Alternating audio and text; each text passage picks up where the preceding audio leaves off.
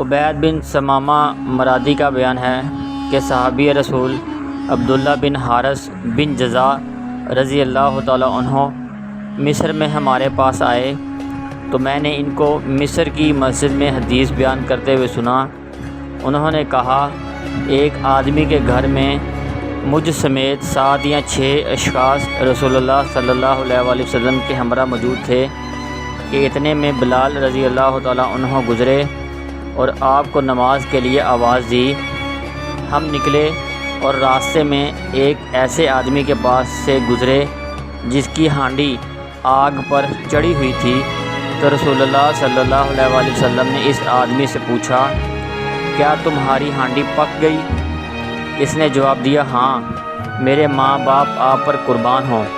پھر آپ صلی اللہ علیہ وآلہ وسلم نے اس ہانڈی سے گوشت کا ٹکڑا لیا اور اس کو چباتے رہے یہاں تک کہ آپ صلی اللہ علیہ وآلہ وسلم نے